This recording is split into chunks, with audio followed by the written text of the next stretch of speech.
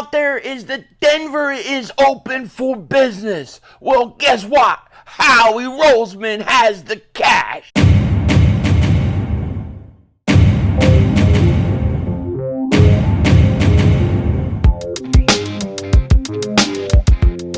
Dallas still stinks. Yo, by the way, King Dingbat here. Hope everybody's having a great day. Hope you guys are doing well. Hope you're hanging in there. So the Eagles will look to add pieces to this team by the trade deadline. I have no doubt about it. And as it approaches, we're going to hear more teams that are getting ready to sell the farm. First team, the Denver Broncos. They're 1-4. I believe they play Kansas City this week. That's 1-5. They're done. They are going to try to clean house. And Howie Roseman is the guy to come up and buy the assets. Now, before we get into all of it, if you're new to the channel and you like this content, make sure you hit that like button. More importantly, make sure you subscribe to the most censored, the most throttled, pause, Eagles content creator in all of the internet. And if you know Dallas still stinks, definitely hit that like button. And if you're a Dallas fan and you think your team is good, hit that like button anyways, even though they stink. Now, all I gotta say is this. Howie Roseman's season is upon us. You see, the offseason is Howie's season. But leading up to the trade deadline is also Howie Roseman's time to shine. Remember, 2017, Jay Ajayi, what a big move that was for the Eagles to go on their Super Bowl run. I think the Eagles are looking to do this same type thing again, okay? But before I get too much into it and some of the options I think is out there, we got to talk about Nakobe Dean. Because Nakobe Dean looks like he may be ready to go against the Jets this week. Eagles activate the 21-day practice window to return from the IR. Now, what I think they're going to do is they're going to use Cam Jurgens on the IR. That has a roster spot open. So you can bring Nakobe Dean without having to make any moves at linebacker. The way I see it is this. I like Nakobe Dean. I still think he's a player. Unless he's playing and practicing and he's at some higher level than Morrow, Morrow's got to stay there on the field. Morrow's got to be there because Morrow has been really good. Him and Zach Cunningham, I think, have done a great job. The only complaint I have with Morrow is you got to catch the interception.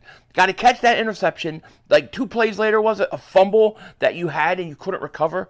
Got to make those plays because those are big, especially when you get into the playoffs, when you get late in the season. But I thought Morrow has been absolutely fantastic. So I'm glad Nakobe Dean is coming back from a depth standpoint. And I'm not even saying that I don't think Nakobe Dean is the future at linebacker for the Eagles. I'm not willing to write him off yet. But just the way things have gone this year, I don't switch Morrow right now or Cunningham. I let Nakobe Dean come off the bench, rotate in at times. He'll play, he'll get snaps, but he's not my starter. Not until he starts showing me he's better than when Morrow's on the field. If he does that, fine. I'm open to it, but I'm not handing him his spot back. Just like I wouldn't have handed QUEZ Watkins his spot back, which the Eagles they did that instead of let Oz play, and it cost them that 1 first down, in my opinion. So that's definitely something I wouldn't do.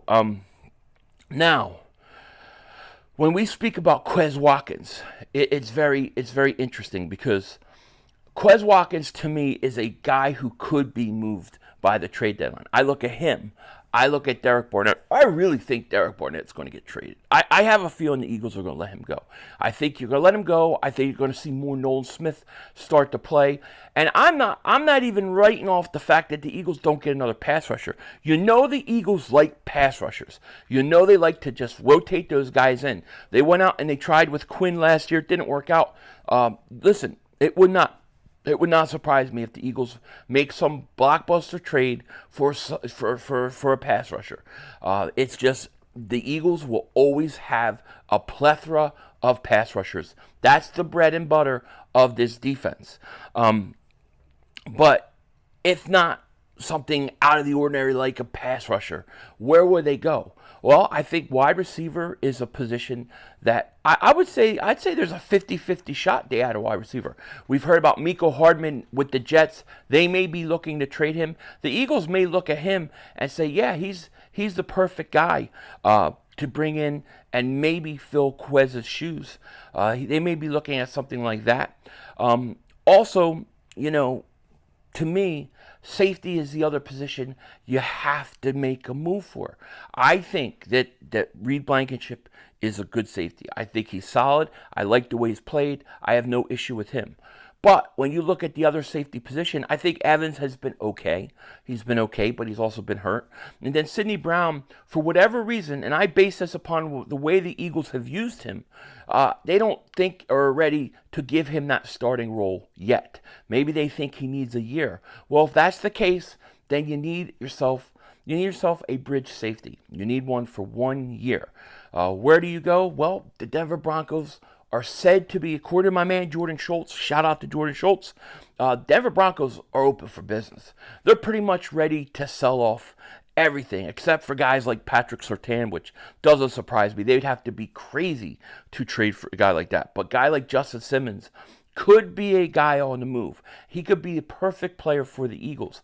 I don't think the Eagles need, I don't think they need the greatest safety in the world. I think a guy like Justin Simmons would come in and would be good enough. Now, if it's me and I have a choice to go out and pick a safety of the guys that we've heard available, I think Jeremy Chinn of the Carolina Panthers is the perfect guy, because the Panthers, and listen, that's another team. You got to think about Brian Burns. There's other players on that team you might be able to get. The Panthers, get this, the Panthers do not have a first-round pick. They do not have a first-round pick. Chicago owns it. Chicago could end up getting like the first and second pick overall. Totally crazy, right? But Panthers don't have a first-round pick. They're going to need picks. I think you're looking at 2 second-round picks that we have. I think that might be the perfect move to make for a guy like a Jeremy Chinn. Okay, you bring him in. And now, if you brought Jeremy Chinn in, I would like to see the Eagles bring him and sign him long-term. I really would like to see it. However, you get a guy like that, I think, even if it's just 1 year to the end of the year and his contract's up, I think it would help you greatly. But I'm not giving up a second-round pick for a guy for 1 year. If I give up a second-round pick, I have to have a guy 3, 4, 5 years, Simmons of Denver, you might be able to get off really cheap with. Same with Budda Baker. Budda Baker's interesting because he's hurt. When's he going to be ready to come back? And the question is he really, really got a problem, or are they really kind of keeping him safe so that they can make a move for him? All three of those guys are guys that you could look for. I expect the Eagles to be very, very aggressive by the trade deadline. I think the Eagles are going to go out and make a move, maybe 2 moves. But I would be shocked if we went this whole time up to the trade deadline, which is, I believe, Halloween, and then into November, and the Eagles don't make a move. I would really be shocked. I think they'll make a move. I think it'll be for either a safety or I think a wide receiver. I think it'll be one of those 2 moves, and I also think you'll probably get 2 moves. I think one big move for like a safety, and I could see a pass rusher, somebody to come in rotationally and rotate in at the defensive end spot. I could see that. Yes, I would love to see Nolan Smith get more snaps, but I think Derek Barnett's going to go. I don't think he'll be here come after the trade deadline. He wants out. We know he wants out for sure. So the Eagles are going to probably oblige him. And I think Howie's going to be very, very active. It's going to be really interesting. I think the Eagles and the Niners are going to be in an arms race leading up to that Week 13 game, because this conference is between those 2 teams. It's the Eagles and the Niners, and the team that's going to get home field advantage is going to have a big advantage in the playoffs and in that final championship game. But it looks like we are on a collision course with San Francisco, and I expect them to be aggressive and make moves. I think the Eagles will be aggressive and make moves. It should be really interesting. Now, the Eagles got the Jets, then they got Miami. Now, I don't know if you guys saw, Miami just lost David A. Chain for a couple weeks. He ain't going to be there when the Eagles play him. That kid has been really, really good. So that's a little bit of a break. And then I think the Jets just lost their left tackle for the year. There's no way the Eagles, and we'll talk more about the Jets during the week, there's no more way that this team can go out there and lose to the Jets Sunday. They can't allow it to happen. What I want to see is I want to see the Eagles play as aggressive as they did in the second half on defense with against Stafford, against Zach Wilson. Because the Jets are going to come out and the Jets are going to try to run the ball. That's the only way they got a chance. Nobody can run the ball in this team, not with Jordan Davis. Jordan Davis shuts you down. So the Jets won't be able to run the ball. They're going to have to rely on Wilson to make plays. I am not worried about Wilson throwing 40 yards downfield. I don't think he could be accurate. I would rather play everybody up, be aggressive, force him to make the big, great throws down the field, and go after him, attack him. But I'm getting ahead of myself. I'm talking about my preview video stuff, and we'll wait for that. But Eagles will be 6-0 playing the Miami Dolphins. That's what I expect.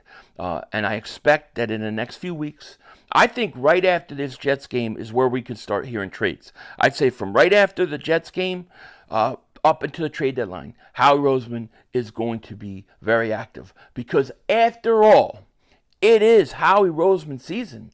You know it. I know it. The whole world knows it. With that said, take care. Talk to you later. Of course, don't be a dingbat. Remember, it's Howie Vision, baby. We're all just living in it.